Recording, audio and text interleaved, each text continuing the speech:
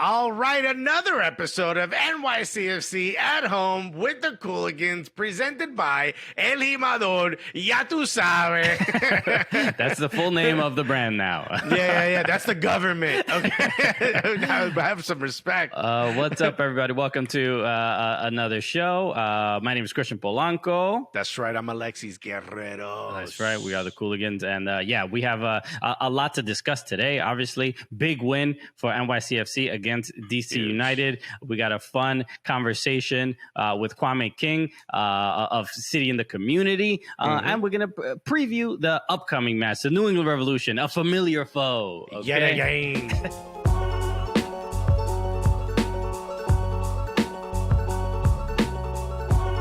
Let's take an inside look. Which, by the way, presented by Adidas. All right, shouts to Adidas, yo. All right, we got to start with the big news. Obviously, designated player Alexandru Mitrița going out on loan. He is leaving NYCFC. We knew that he was going to go on international duty, and then what would have happened regardless, which is the missing a certain amount of games, quarantine, then missing games because of that. Pretty much would have missed the entire season. We saw the press release from the club, giving the reasons behind it. Obviously, he has he's expecting his first child, his wife. Which, congratulations and good luck to him and his wife. It's amazing. It's a real shame because the guy's an incredible player. He was looking like our most formidable, most creative midfielder on the attack. So it's a real shame to lose him. So he's going to Al Ali. I hope I'm pronouncing that correctly. Yeah. Al Ali. I mean, it's he's on loan, but shouts to him and his family. But it looks like we also we did just fine against DC United. Can we play DC United every week? Is that possible? Which, with the schedule, we might. Okay, yeah, that's how it works. I feel like the MLS schedule is basically, hey, are you within 6 feet of me? You are my opponent. Quick, play. we got a game right now. It also felt good to be back at Yankee Stadium. Huh? How beautiful was that, man? I was getting, I was getting emotional about. Honestly, the thing that triggered me the most was hearing Mark Frado's voice, the Yankee Stadium announcer for NYCFC.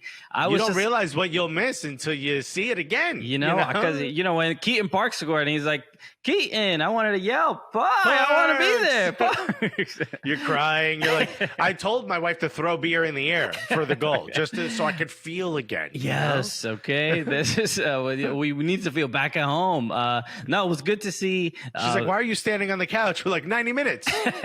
I'm not going to say it. Are you not a fan? Okay. Wow, what section are you in? Huh? It was good to see, again, NYCFC score early with the penalty from Tati. And that kind of, I think, cleared up the maybe the concerns or angst of like how we're gonna get goals in this game, given that it was like 19 shots against DC United to zero the last time we played them. But it says a lot about the given that we're playing a lot of teams multiple times, like, all right, we kind of know what they're going to do and going with a little bit more of a game plan for each particular team. So that this feels like a bunch of home and aways. You know what I mean? Like home and away sort of like playoff structure. Yeah. Because there's something about it where it's like we get to see the same opponents. It's kind of cool. It's kind of like a small division that we get to play in. But that said, it's like, a lot of people have seen us, and it seems like Ronnie is doing some things, tinkering with the team that switches it up every time we play a team. There's something a little different about the way we set up, and also who's scoring the goals. Keaton Parks getting that goal. I mean, no one's happier than him. I mean, the fans were happy, but he was running around giddy, and it's nice to see. It's nice to see that Tinnerholm is still being as active as he's always been. He's looking great. He's looking incredible. I mean, it's like he could play in any position. Let him play goalkeeper next match. Give Sean a break, baby. I bet you he could do it. Yeah, I mean, Brad will probably. Stuber will be upset, but but Stuber will be like, let's see what's happening. Let's see. Stuber, you're a defender now. The goals are great, but I do want to make sure to point out there was a great opportunity for James Sands, Jimbo, Jimbolo Kante to score his first goal, and he missed. He hit the post from with inside the 6-yard box. He collapsed to the ground, so upset with himself that he didn't get this one. So we need to correct ourselves, because we said he's so good, he's probably the best striker on the team, and he said, "Trust me, I'm not." I'll just say quickly that I am not the best striker on the team. But no, you really don't want to see my finishing. Turns out he was right. Turns out homie was right. We'd say, "Yo, James, he was right. Jimbo, you know what? Dead on. You know what? Look, we can admit when we were wrong. All right? Yeah, nail on the head there, Jimbo." But no, man, he'll get another chance. But if NYCFC keep putting in those dominant performances, but they played great. But so you know what? Let's actually get to our guest for today. We're going to be talking to Kwame King of CITC. Okay, now let us bring in our esteemed guest. I'm excited today, Alexis, because not only do we have we seen this dude on, at different events, different media events, things like that, but you also see him running when somebody scores a goal for NYCFC. You see this dude running around with his phone. He is like always just absolutely on point. The speed, the pace to he should be on the pitch, I think, because he could keep up with some of these players. Very rarely do you see elite athleticism on the sidelines after the goal. You know what I mean? Correct. And I think a lot of it is a product of adrenaline and energy. And I think you're going to see that now, because this dude brings in energy that's like, do you think we're throwing you a surprise birthday party? At all times. He's like very happy. It's very like, y'all are my homies. I'm like, were we supposed to get him a gift? Does he think there's something more than this? No, we love the positivity. Yes, it's the best. You know him as he's the lead, the youth leadership coordinator for City in the Community. Just a great dude, a friend. Please give it up for Kwame King, everybody.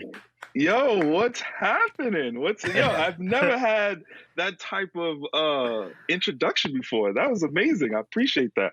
And the pace is real, y'all. I just want y'all to know the pace. Okay. Your FIFA card is strong. Yeah. FIFA card, it might be low. It might be like a low 50 somewhere. The pace is high. It's like, but put my dude on the wing in the last few minutes of a game, and something might change. Something might change. Kwame, you are like I said, we see you at games, we see you at a bunch of events, and after getting to know you for the last few years, look, we're genuinely huge fans of you, man. Like I think anybody that meets you, they know like they're about to meet a kind and positive human being. And when it comes to working in CITC, I presume that is a very good skill to have when you're working with the community. Absolutely. I think the most important thing is to build a relationship. I think building relationships with people and being honest and being genuine, people see that. And that is something that the community sees, because, people think, or people realize when you're fake, and you just got to be open and honest with them. And that's what I've been instilled in my life with my family. And I just want to, put that out there to everyone else, In a community as big as New York City, there's almost, and this is unfortunate, but there's almost too many things where if we sit here and list the things where the community needs help, there's almost too many things. There's almost not enough people to sit here and try to be able to help. But you guys have done an incredible job of doing many different things, of representing the sport of soccer in the community, but also helping the community directly. Why don't you talk a little bit about what it is that you're sort of get the most amped for? When do we see the full Kwame? You know what I mean? I mean, the when you see the real Kwame is when you see kids having fun. I feel like our youth are our future, and I know that's so cliche to really say, but it's really true. Like, the youth is the future, and what we really need to do is just let them be kids. It's so many things that's happening in their lives, from family to all this other stuff, but we just need to let them just be kids and let them experience what a kid should be, and so I try to have that balance where it's like, yeah, we're having fun, but it's also time when it needs to be focused and we need to do these stuff, and then we can have fun again. You know, I think that's the key part is fun, having fun. So yeah. And you grew up in Brooklyn, right? If I'm not mistaken. Okay, yes. we're both from Brooklyn. What part of Brooklyn? East New York. East New York, Brooklyn. I grew up in Sunset Park, and so I know for those watching who don't know, it's extremely difficult to be this positive and cheery to come from East New York. It can be a rough place, it could be, and it takes like good people around you, and I grew up in Newark, New Jersey. It takes a community of people around you, so it makes a lot of sense that you're doing what you're doing. But today. I love that because even for me, sometimes I tell them, say if I travel, I'm like, yeah, I grew up in Brooklyn, New York. That's where I'm from. And they're like, wow, you're too nice to be from Brooklyn or whatever. It's like, yo, they clutch their purse. You don't say. We can be, you can develop very kind and positive human beings out of, circumstances that may not be that exact environment. So that's why I love seeing people like us, Kwame, okay? Yeah. We succeed in life. Yeah. But I think to the point I was making is that it's great that you're now giving that back to the community as well, because it's important. Because the reason I didn't, do some of the things that a lot of my friends did that would have gotten me in much more trouble is because I had people around me who were showing me that there was something better to do. There was a way to channel my energy in a positive way. I had a job when I was 11, so I don't know if I got to be a child per se, but when I had all this energy, remember that at one point before coffee, right? I had all this energy. Someone was like, hey, why don't you do this instead? This will help people. And I'm like, oh, okay. Yeah. And absolutely. I wanted to ask about because at least in Sunset Park, the soccer wasn't really like a huge thing. Obviously, the Mexican community in Sunset Park definitely played, but I wasn't really like involved that much. What was your connection to soccer growing up, and now being able to actually work for a team and things like that? How does that make you feel? Yeah, honestly, this might sound crazy, but I did not pick up the sport until I was 17 years old. Okay. And that was wild.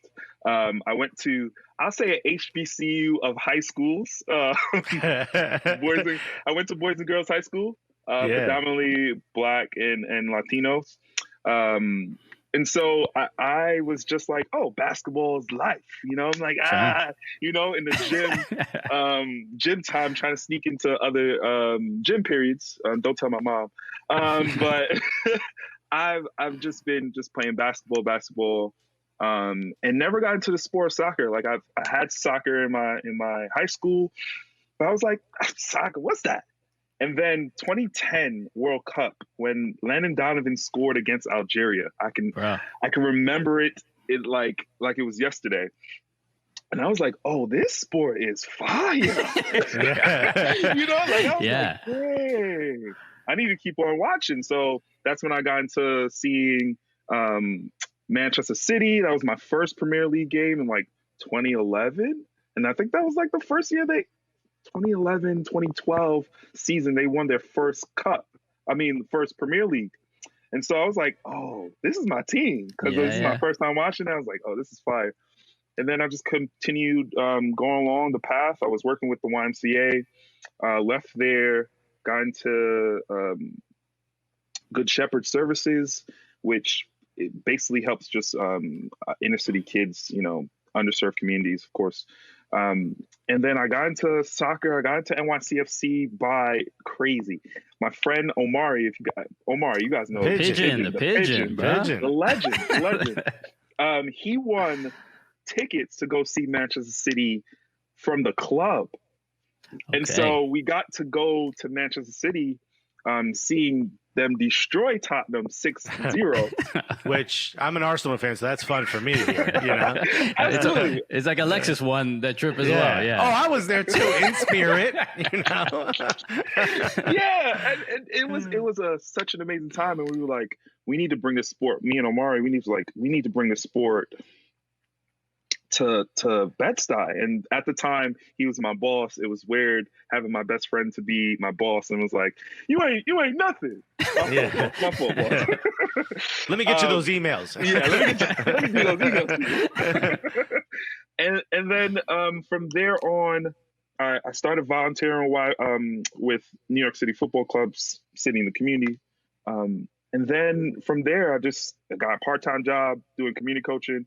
and now I'm full time. It's like the circle, the water cycle. Excuse me, the water cycle, where it just started from me watching 2010 World Cup to actually being a part of this culture in New York City, soccer culture. So, that's my true story.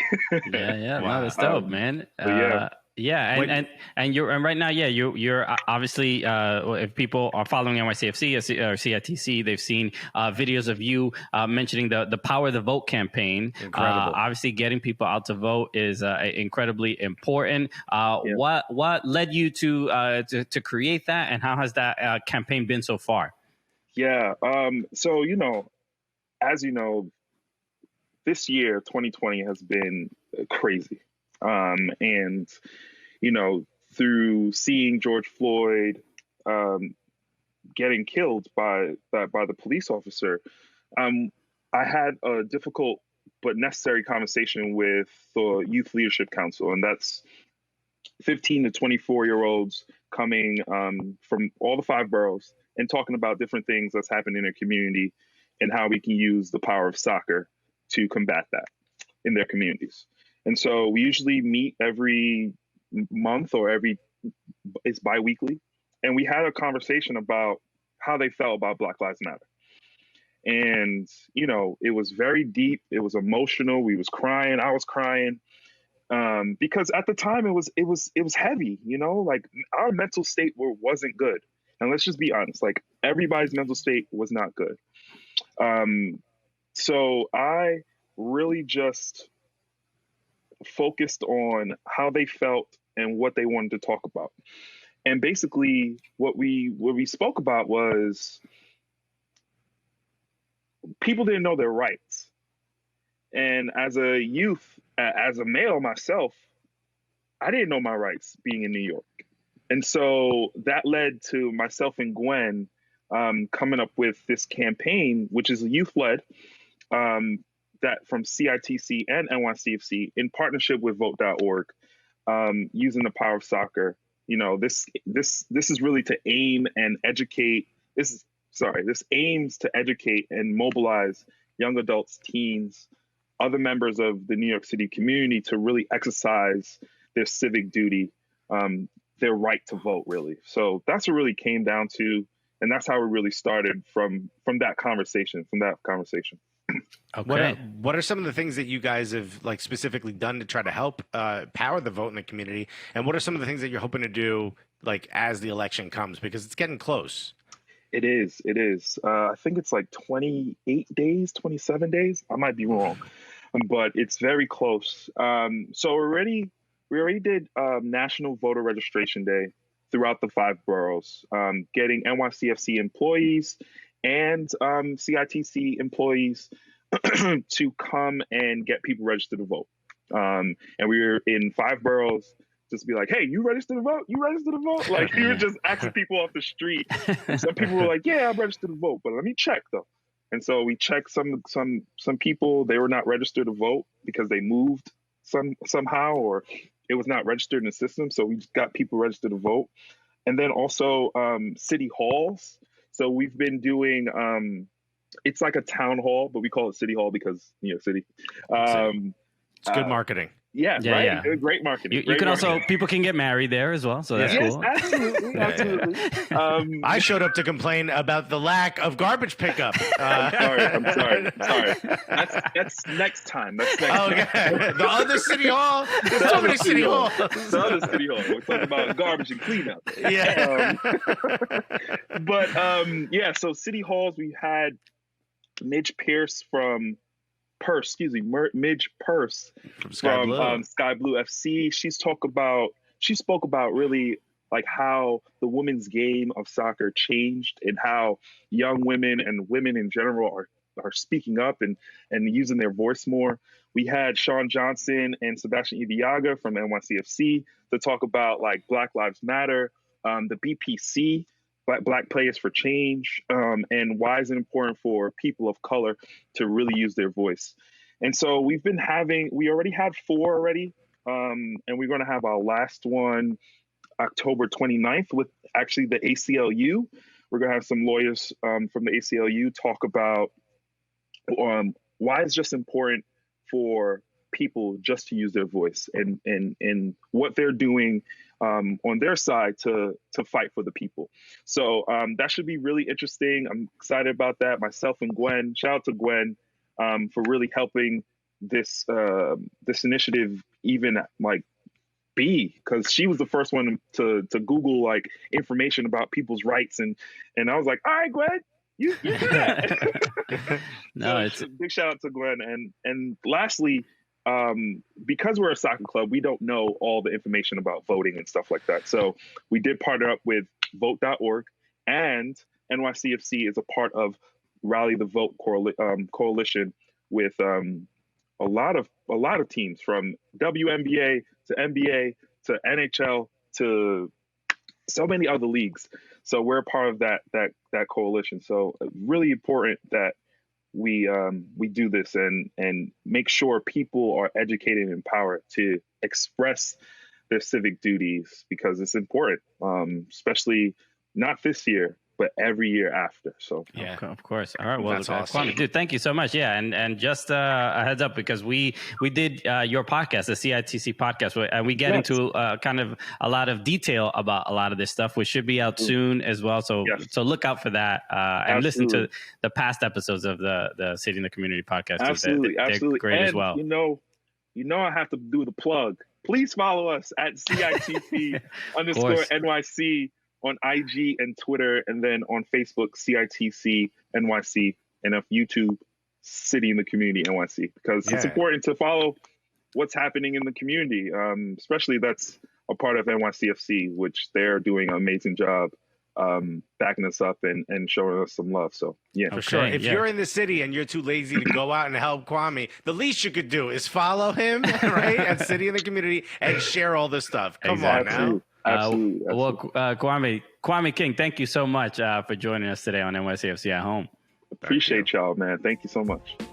All right, baby, let's do a little match preview presented by EA Sports. He's like, yo, who's next? All right, let's take a look at our next match. We are going to play Big Shock, never heard of them before, New England Revolution. Okay, yes. Yeah. At this point, they're like, it's like a family dinner every other. It's like your cousin who won't stop coming over. You're like, we get it, dude. You don't live that far. Get your own dinner. Yes. Look, the last two matches, the last match was 0-0, a 0-0 draw. Before that, we beat them 2-0. 2-0, that's right. So they haven't scored. Which is great. Yeah.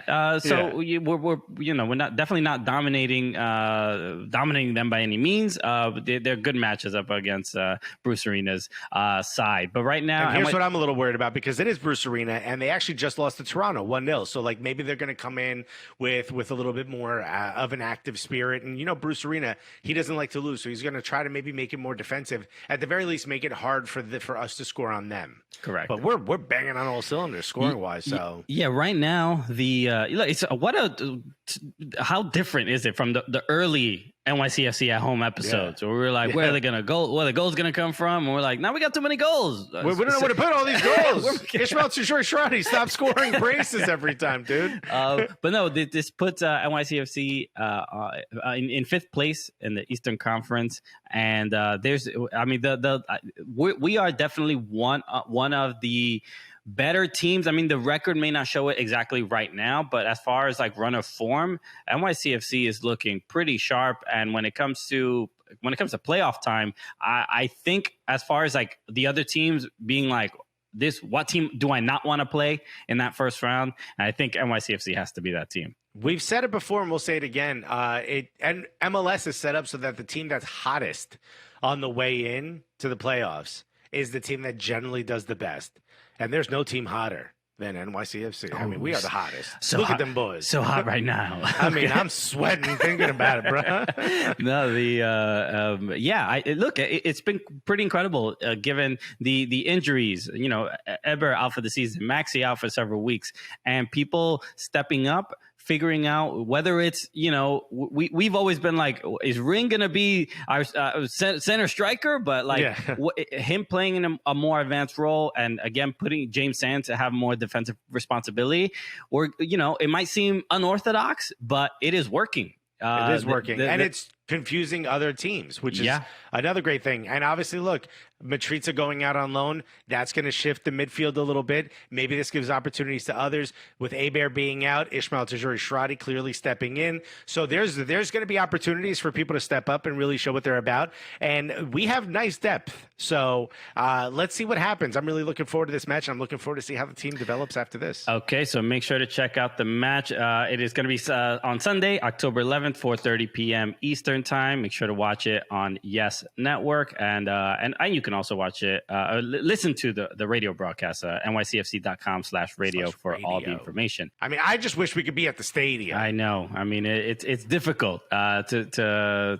watch the games on TV, and I see my seat. I see my seat right there, and I'm like, I know. I just so lonely. It needs my feet on it. I want to be jumping around. But I hope we get those 3 points against New England. So a lot to look forward to. All right, everybody. Thank you again for tuning in to another NYCFC at home with the Cooligans, presented by El Jimador.